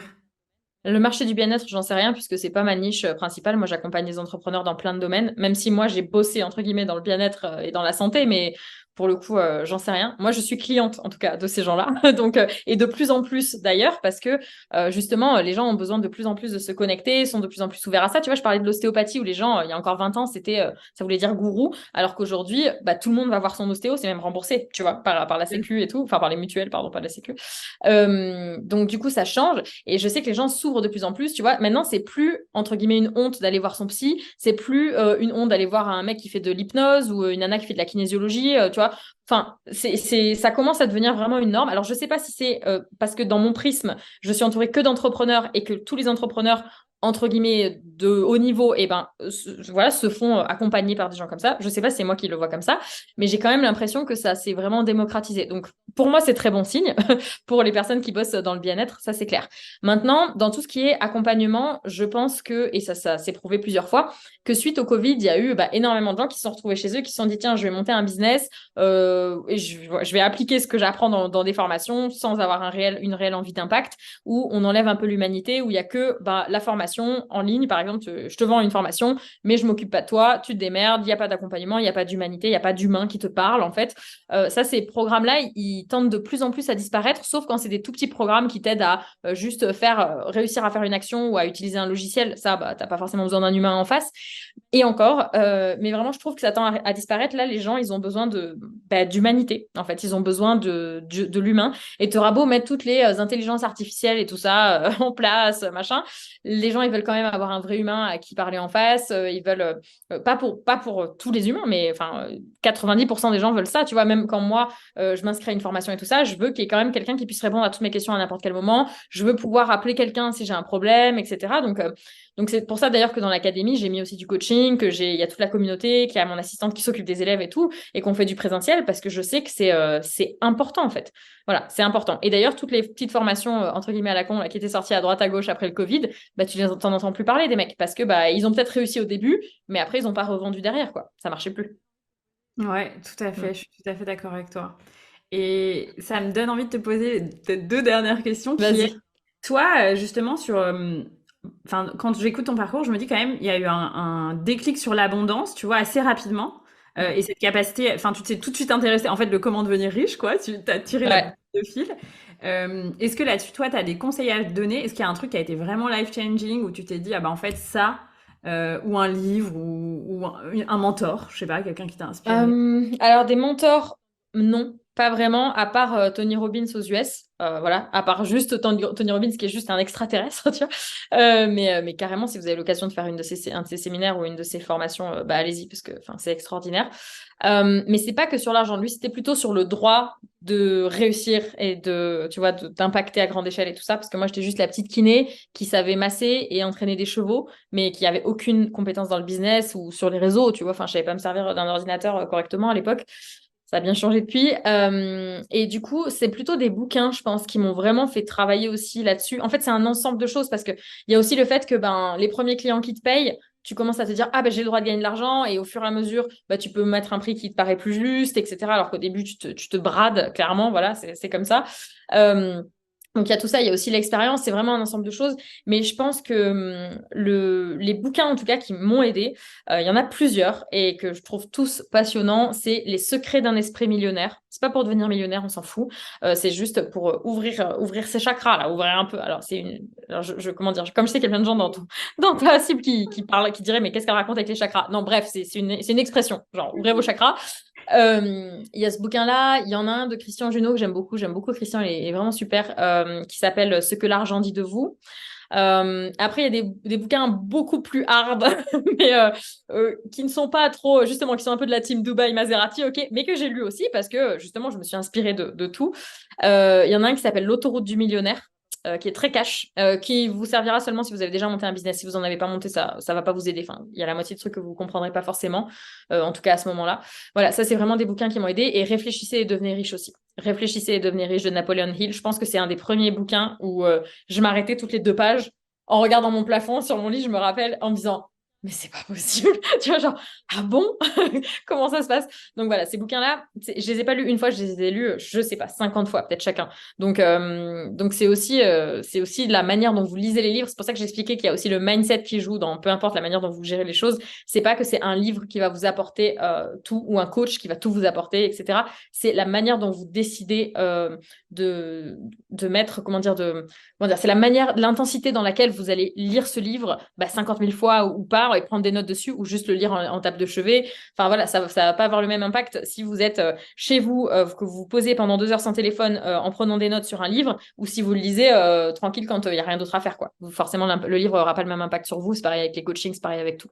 Donc voilà. Et puis il y en a un que je suis en train de lire en ce moment que j'adore sur l'argent. Alors c'est un livre américain d'une américaine qui s'appelle Denise Duffield, un truc comme ça.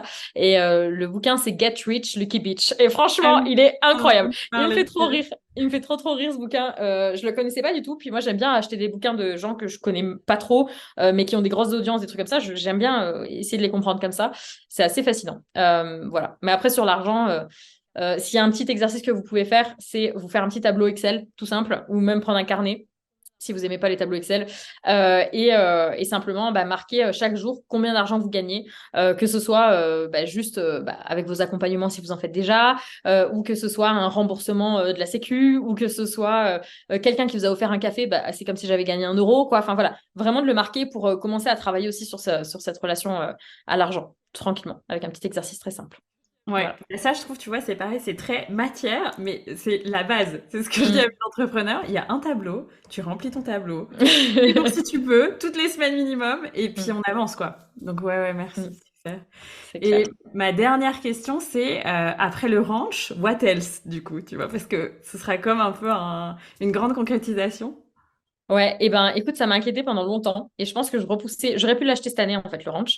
Et je me suis rendu compte, là, cette année que je repoussais, parce que justement, il y avait cette peur de ça y est, j'arrive au bout de tout ce que j'ai voulu faire. Parce qu'il faut savoir que, enfin, si vous allez sur mon compte Instagram, vous le verrez, mais que j'ai fait énormément de choses en 5 ans. Là, je suis allée dans tous les endroits du monde que je voulais voir, j'ai fait tous les trucs que je voulais faire, j'ai acheté mon camping-car, j'ai acheté mon van, j'ai acheté mes chevaux, je fais mes compétitions, enfin, j'ai fait tout ce que je voulais. Et donc, du coup, le ranch, c'est la fin. Entre guillemets, tu vois, dans ma tête, c'était ça y est, c'est la fin, c'est le ranch. C'est comme si vous achetez votre maison de rêve. Voilà, moi, c'est la même chose.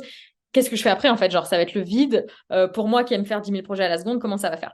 Mais en fait, ça ne s'arrête pas à ça, parce que dans le ranch, il va y avoir un coworking, il va y avoir une salle de séminaire, on va avoir des vaches aussi, on va faire des stages, on va faire une marque de whisky, on va faire un petit restaurant, enfin, on va faire plein de choses. Donc déjà, je vais avoir quelques années où je vais bien m'occuper. Et une fois que j'aurai, tu vois, comment dire, fait tout ce que je pouvais faire de possible et imaginable sur le ranch, rentable ou pas, hein, d'ailleurs, je m'en fous, mais juste les projets que j'aurais voulu faire, j'ai prévu, en fait, là, ça fait déjà une dizaine d'années que j'y pense, de créer un refuge pour les chevaux maltraités. Donc, pas au sein du ranch, une autre structure, avec une maison de retraite pour personnes âgées dessus. Donc, en fait, c'est-à-dire que, alors, en autosuffisance alimentaire dans la mesure du possible, avec des panneaux solaires, tu vois, la permaculture, les poules et tout ça. Enfin, voilà, j'ai vraiment envie de faire ça. Sachant qu'en fait, ça va être un système qui va être que les personnes, en fait, de la maison de retraite, qui sera des petites maisons de retraite de 8 personnes max, tu vois, va permettre de financer le refuge pour les chevaux. Et donc, en fait, je vais créer un genre d'écosystème comme ça. Moi, je veux pas gagner d'argent dessus, je veux juste le créer un système, entre guillemets, comme une franchise, sauf que c'est pas rentable. Tu vois, que ça s'autofinance et qu'il n'y a pas d'investisseurs externes. Et en fait, dupliquer ce truc-là un peu partout en France, pourquoi pas en Europe, on verra. Ça, je sais que ce sera pour la prochaine décennie, je sais que c'est un truc qui va vraiment me driver. Voilà. Waouh, merci beaucoup. Je suis super, je trouve ça magnifique. Et du coup, je me disais, je sais qu'il y a pas très longtemps, tu partageais en story que tu cherchais des endroits en France avec des sapins et tout ça. Est-ce que là, les gens qui écoutent le podcast, ils peuvent t'aider d'une certaine façon sur un de ces deux projets? Bah non, mais tu vois. De ouf, c'est génial comme question. C'est trop trop bien comme question. Alors sur la partie refuge pour les chevaux, comme j'y suis pas encore et que ma façon de fonctionner, c'est de pas tout faire en même temps, mais de faire les choses. Enfin, même si on croirait que je fais tout en même temps, je me focus vraiment les choses les unes après les autres. Ça, pour l'instant, c'est très gentil, mais vous pouvez pas m'aider là-dessus. De toute façon, je me suis pas du tout encore lancée là-dessus. J'ai juste ma méga liste à idées. Excuse-moi, je me fais attaquer par une mouche. Voilà, ma méga liste à idées, mais qui me sert pas tout de suite. Par contre, concernant le ranch, eh bien, je vais chercher à partir de février, là, dès que j'ai mon diplôme, Inch'Allah, on touche du bois, hein, si tout va bien, je vais chercher du coup une terre de 100 hectares avec si possible des bâtiments déjà dessus, de l'eau évidemment, et puis pour faire tout ce que j'ai à faire sur ce ranch. Et ce sera dans le sud de la France. Quand je dis le sud, c'est le sud version montpelliéraine, tu vois, que je suis. Donc en dessous de Lyon, quoi. Voilà, sur vraiment en dessous de Lyon et plutôt sur le sud-est, on va dire des Cévennes jusqu'aux Alpes. Voilà, tu vois vraiment la bande qui est là. Je vais chercher une terre. Donc si vous entendez ce podcast et que vous vous dites que vous allez vendre un truc ou que votre voisin le fait et qu'il y a des sapins dessus et que c'est un endroit absolument magnifique qui ressemble à Heartland ou l'homme qui murmure avec des chevaux, écrivez-moi. Tu vois, voilà, avec plaisir. Bah, moi, je t'ai pas écrit quand j'ai vu ta story, mais du coup, je te le partage là. Quand t'as mis les photos et tout ça, j'ai pensé au parc du Livradois, enfin, je sais pas très bien comment ça se dit, mais en Auvergne, le parc de Livradois-Forez. Ah, le Forest, oui, oui, bien sûr. Oui, Ouais, oui. tu vois. Ouais. Ben, moi, quand j'y vais, il y a des grands arbres comme ça, des grands sapins Hmm. dans certains endroits, des lacs. Je pense que tu peux trouver des grands terrains avec des maisons et tout. Donc, et j'ai déjà vu des vaches perdues là-bas. Donc, je sais pas. Bah, merci beaucoup. Bah, le Forest, il y a plusieurs personnes qui m'en ont parlé, effectivement, et l'Auvergne, ça fait partie de ma liste des endroits où je pense qu'on va démarrer nos recherches. On a commencé à se balader un petit peu, mais encore une fois, tant que c'est pas concret, ça sert à rien de passer à l'action puisque j'ai pas mon diplôme et que j'attends mes 3 ans de bilan de toute façon là en début d'année. Donc voilà, on va y aller à ce moment-là. Mais merci Génial. beaucoup. Bon, en tout cas, si vous pensez à un endroit pour Léa, vous pouvez lui envoyer un petit message De sur ouf. Instagram à Travel Cocker. De toute façon, je mettrai les infos dans le note de l'épisode. Est-ce que tu Ok. veux parler peut-être de l'académie si les gens sont intéressés? Tu vois, quel est ton Ok. programme vraiment signature? Ouais, et ben l'académie, on réouvre. Alors là, on est le 17 octobre au moment où on fait cette vidéo. Je ne sais pas quand tu vas sortir cette interview, Je mais pense là, courant novembre. Ça va courant sortir. novembre, ok, bon bah du coup pour le 30 octobre ça ne fonctionnera pas, mais là on réouvre le 30 octobre l'académie et à chaque fois on réouvre que pendant une dizaine de jours où là en fait on va sélectionner toutes les personnes qui démarrent, c'est-à-dire qu'en fait on a des centaines de candidatures à chaque fois, c'est le bordel mais c'est cool, c'est un bon problème hein. Euh, et en fait on prend que des gens, même s'ils sont complètement débutants, qu'ils ont même pas d'idée de business, on les prend quand même seulement s'ils sont très motivés, vraiment vraiment vraiment très motivés et puis bienveillants. C'est clairement ça sent au feeling. Et là, bah, du coup, après, on ferme pendant plusieurs mois et on réouvrira pas avant début février, quoi. Donc voilà, si ça si ça sort pardon courant novembre et que vous allez sur mon compte Insta, vous verrez, il y a une petite surprise qui va arriver fin novembre, mais je peux pas encore en parler. Je suis en train de bosser dessus en ce moment, donc vous verrez à ce moment-là. Trop cool. Et bah, génial. Est-ce que tu as envie d'ajouter un mot de la fin? Ou c'est OK? Pas particulièrement, à part que, ben, tu vois, je te connaissais pas du tout pour le coup et t'as les mêmes vibes que moi, c'est cool, c'est rare. Je vais être très honnête, normalement, parce que je me suis dit, tiens, c'est une nana de la spiritualité qui me contacte, tu vois, je l'ai vraiment pris comme ça. Et en fait, en général, bah, c'est des questions un peu perchées qu'on me pose et donc, du coup, voilà, j'y réponds, c'est OK, mais il n'y a pas vraiment de concret et j'aime beaucoup vraiment ton énergie où il y a bah, ce côté avocate, donc quand même terre à terre, la justice, tu vois, genre vraiment, allons-y. Et puis à côté, bah, le côté un peu allez, c'est perché et tout, tu vois, et c'est cool. Et moi, je suis pareil, donc j'aime beaucoup ton énergie et c'est une belle rencontre. Donc merci beaucoup. Eh bah, écoute, avec joie. Ouais, beaucoup de gens me disent ça. Il y a quelqu'un qui m'avait dit: «Ah, mais t'es la première personne de ce milieu-là que je trouve qui est ancrée et pas Mm. complètement perchée et pas complètement hippie et cetera». Mais ouais, Ouais, je ouais, pense que c'est le fait d'avoir eu les 2 vies et de réussir quand même à faire la paix avec les 2, tu vois? Et de les ramener dans ma vie. Je crois que je c'est comprends. pour toutes les gens qui font des reconversions, d'ailleurs, toi, je pense que peut-être d'une certaine façon, il y a des trucs de kiné que tu continues d'utiliser, tu vois? De Peut-être ce ouf. multitasking, peut-être, enfin, j'en sais rien, mais si vous avez une ancienne vie avant et que vous êtes accompagnant, faites la paix avec parce qu'il y a des grandes compétences que vous pouvez amener dans votre vie.